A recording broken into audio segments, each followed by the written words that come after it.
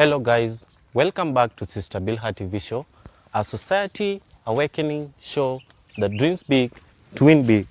Today I have a dream, and my dream comes from this single parent, a mother of one son. The son had one day gone out to party with their friends, and they drank to their fullest. Then, after the party, he decided to come back home, pick some of his belongings so that they can go out and camp. When they reached home, the mother asked the son if she could pray for them before they go. But the son answered rudely, there is a space in the boot where they had kept some eggs that they could allow only Jesus to stay there, but not with them on their seats or on their steering. Then the mother left them to go. She didn't 2 minutes into the journey, the unexpected happened. There was that severe accident. And to the surprise of many, to the surprise of even the police, everyone was dead. The car was pathetic. But imagine this, not even a single egg was broken. Not even a single egg was broken. Christianity impact on human beings. And basically, I want you youths to get this. Stay tuned and follow. Show is hosting Byron Okwanyu, and na yeye tunataka kuchambua this spiritual impact. Byron, karibu. Thank you so much. So let's answer this thing for them. Yeah. What do we understand by spiritual impact? As a Christian, what I understand by spiritual impact are these things that we do that affect our spiritual well-being. You have said about these things that we do. What are they? There's a lot of things that we do in our lives today that really affect us spiritually. You find that most of the time, like, we are in influence or our peer who makes us do things that are not rightfully in a spiritual manner. Maybe, let me give a good example about maybe us having friends who help us drink alcohol. Yeah. You find like when we drink alcohol, this thing affects our spiritual well-being. So our spiritual impact is all about the things that we do that affect our spiritual life. So you say about our friends making us drink alcohol. So to you, alcohol is bad according to you or according to the spiritual life that you have led? I don't want to talk about according to me, but most of the cases when you're looking about spirituality, you generally look directly into the Bible. Yeah. So I find that Bible is against these things that we talk about, like drinking alcohol. So talking about our spiritual well-being, alcohol, like indicated in the Bible, our body is a temple of the Holy Spirit. So when we drink alcohol, this thing affects us generally in terms of our connection with God and our life, because our spiritual life, it's all about connectivity, us, ourselves, and God. Okay, that's just but one. And you say they seem to be many. Yeah, there are many. There are many things that youths do nowadays that really affect them. Tell them. Fornication. Fornication. Yeah. Make them understand. Fornication, maybe we can all discuss about fornication, because fornication is all about broadly into youths. You understand? Because fornication is what we find that youths indulge in nowadays. We have girlfriends. We involve ourselves in sleeping with people's women who are married. We understand that we sleep even with a lot of older women just for the sake of money. So we find that our youths nowadays, they really indulge in fornication, that we should all look deeply is when we can move to the next step. Maybe you can help in terms of fornication. What do you really understand in this thing, fornication, and what do our youths get into? You know, in fornication, my brother, there is something called dignity. Yeah. And in dignity, it is something that can be lowered so much, and it can also be brought up. Yeah. When your dignity is lowered, you have also a dream that at some point in life, in things that you do, it can just still be brought up and you may regain that dignity that you lost. You know, for example, I am a guy, still a youth, but walking around with so many ladies. Yeah. So to understand, these ladies in my society, I'll not be having that name that boy yani anajua kuseduce poa nini. Most of the guys who know me and my spiritual background, my Christianity background, they'll be saying ona mtoto wa nani la na behave na wasichana. Yeah, that's true. Ona mtoto wa nani, ona huu mtu wa kwaya la anajifanya. For example, unajua SDA tuko na shida sana. And people do mock us so much. But we are not just mocked because of what we do not do. We are mocked because of what we do. And then there's this part that we really forget. Talking about these Seventh-day Adventist people, you find that most of the cases, our youths, because that is what majorly we're talking about here, we find that youths go into music groups not for the purpose of praising, but for the purpose of maybe finding some ladies in them. So you find that when they go to these things and then people talk about them in a way, maybe today they come into groups and form their groups, that is singing groups, then they are seen somewhere with these ladies they sing with. So you find that they sleep with these ladies and the same time they sing with these ladies. So mostly when somebody somewhere or somebody outside church sees them, they say, look at the Seventh-day people. Well, that's true. And I also want to give them some example. In the part of my life, I've spent away from home for almost a year. And when I went to where I am now, basically I did not go with the bad will, I went with a good will. But where I am now, I realized that I went there as a Christian.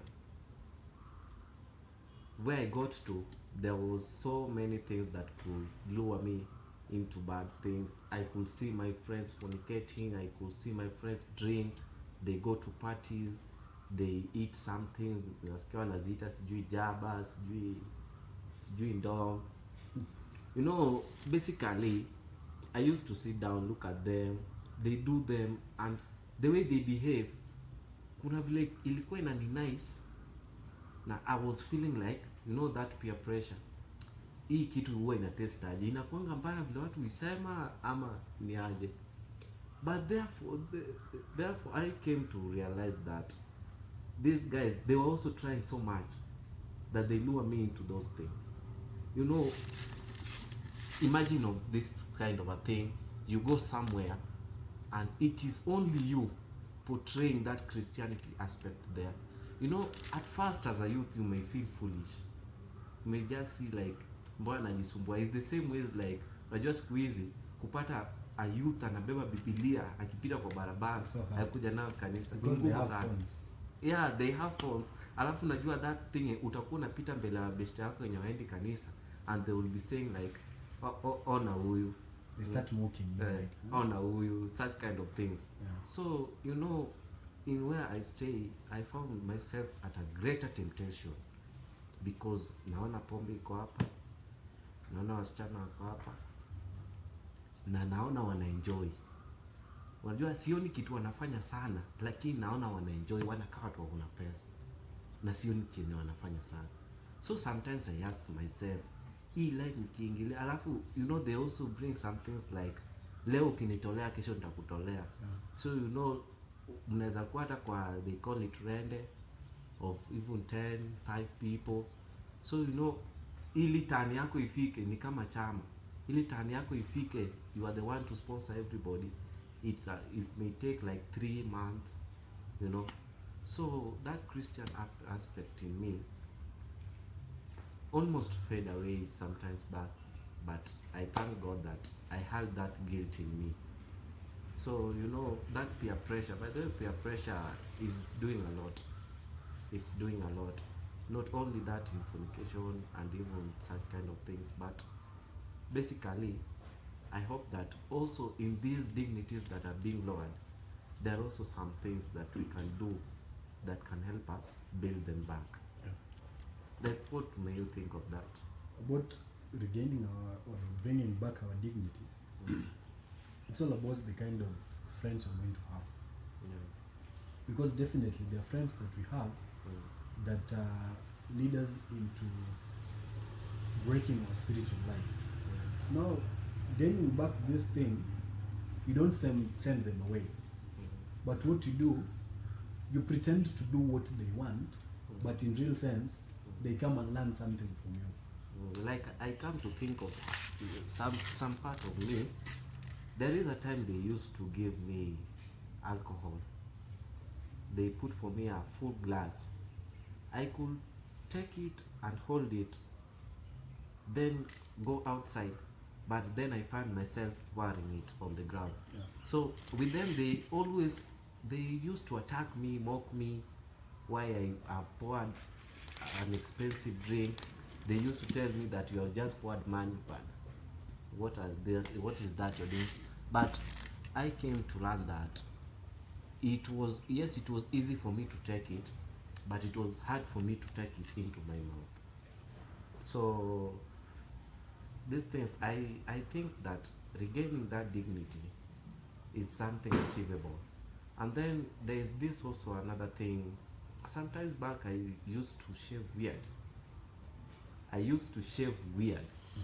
And even sometimes I really felt even hard for me to walk around with the kind of shave that I had done in my hair. But I don't know what happened, but I must just say that it's God. Because there comes this part of this time in my life where I just say that this thing is giving me a lot of stress with my spiritual background. This shaving is making me so guilty. It's making me not pass through some places, some paths that I used to pass, because I'm just asking myself, what if mama nani ameniona, itakuwaje? What if baba nani ameniona? What if ule mwenye tunaomba na yeye ameniona?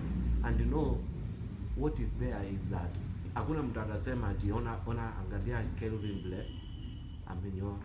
Itakuwa like angalia mjukuu wa nani, angalia huu mtu ambassador mwenye anaimba vile ana behave. So you know, it just went like that. And then this day I decided and went to town and came back to my plain mode. And I must tell my viewers that I'm so happy because some of my friends that I got there have got nurtured through me. And now I have like 3 friends who used to shave weird and I copied it from them. But now they are somehow plain as me. And I really love it when they come and tell me that I just feel like free. Like it's more better for me than the other time. Now, do you know what I really understand? Yeah. Those people who shave differently, maybe they shave on their side of the hair, then leave the middle part of it. There's this part that youths have gotten today. You find like most of the time when they want to go and greet an elderly or an elderly person with that kind of shaving style, they feel afraid. Most of them are really afraid. But now, look at this in this category in terms of bringing our dignity back. When you want to go and look for a job with that kind of hair shaving style, you find like if there's that person who shaved decently, they're going to go for that because there's nobody who wants non-decent person in his office. That's true. So for us to gain our dignity back, for somebody to respect us, we have to be decent. Because when we come to church, we have to be decent. For the purpose of who? Of praising God. Right? Yeah. But why do we have not to be decent when we want to walk outside? So I find people judge us according to how we shave. And mostly, even in where we come from, we find that those who shave in that manner are mostly likely to be those who are drunk, are mostly likely to be those who use these drugs. So you find that most of our women, older women, judge us according to what they do, what those people do. Even if you don't do it, they will judge you because you have that shaving style. So for us to gain our dignity, we have to shave decently. For us to be respected, we have to shave decently. Yeah. And also in dressing code, maybe to say, these things come in touch too. there are two things that can help also bring back something. They can help nurture someone. You know, there I happen to have a friend who was also who also had that Christian background, but because the parents had died, he decided that that that that first life, that the main aim, that aid that was making him to go to church was the parents. Now that they had died, decided that now let me try and enjoy this other part of life. So he used to buy things, fashion clothes, so to say, there's this rugged thing that I want to use. So this boy, he used to be brought some rugged clothes, some smart ones, and he started wearing them. So there comes this thing in his mind. He comes to think of himself that I have bought them, but my only limit of working with them is not outside my compound, our compound, is not into the neighborhood. I have just a limited space of walking. I have a limited space of at least nature walk and other things. But he comes to have this stress in his life. If I walk that path, I'm also going to meet our church elder. If I walk this path, I'm going to meet our choir member. If I walk that path, I'm going to meet one of the society guys who know me and know my Christian background. So he just started being guilty. Now, what are these I'm wearing? I'm wearing something that is not making me even comfortable when I walk with around. Same way to a girl, you have those tumbo cut, sijui biker short, and some things which are so weird. You know, you find yourself, you are a elder son or a daughter, and then you are there in the house. You are just you take yourself that this is our house. It is, I should be free in our house. No one should be looking after me so much hard because I've just reached 18, or somehow I feel like my age is now enough to do whatever I want. That freedom is what I want now. So you know, you might be in the house and then some church elders come, maybe to visit your father, or to have some talk, or maybe your parents are sick. Then when they come and they find you in that way, so to say, and to be sure, you'll be having some guilt in you. And you know that in that also, your parents' dignity will be going down. They will be saying, look at the elders' daughter, what they're doing. And then the worst thing with our church, when you do that in your home and our church people see you, our people see, other Christians see you, they will be mocking your father indirectly. Like they will be saying that you can't be our church elder, you can't be our deacon, you can't sing in our singing group with the, if you are not even able to nurture your children. So you know, you'll find that your dad has talked about it, or your mom has talked about it, but you have been tough-headed. But just feel it now. If your father is being told that he has hizo majukumu za kunacha mtoto wake ameshindwa, sasa ni aje atatulead kama church elder. So no, such kind of things they are not bringing up. I know. There also there are things that we do that really diminish our connection with God. That is our spiritual well-being. Because we find that most of the time, like us as youths or us as Christians, we find us like maybe listening to things that diminish us so much. Yeah. Today, I may be having a song that I like in our secular world. Yeah. But definitely when somebody somewhere listens to me listening to this thing, is going to talk about it with somebody else. And when at one point you listen to what they will speak about your name, definitely this has really diminished you spiritually. You will all start saying, I don't want to go to church because when I do this, somebody listens, talks about me in this manner. Why shouldn't we just listen to what is required of us? Why should we just listen to what, if at all you want to be spiritual, let us be spiritual. There are these people who sing, and then they say, if you want to be warm in our spiritual way, there's no part of being warm. We should be cold. If we are cold, we are cold. When we are hot, we are hot. Yeah. The purpose of us being warm is not necessary. That is the same way we are talking about dressing. There's no need for us wearing tumbo shirts that shows our stomach. Yeah. Then when we come to church, we want to say that we wear long dresses. They're not bringing up. Then when somebody talks about your name, Yeah. you feel like, so there are things that we do about our spiritual life that really affects us as youth. Because nowadays youth, we are so much influenced by things that happen in our world today. Okay.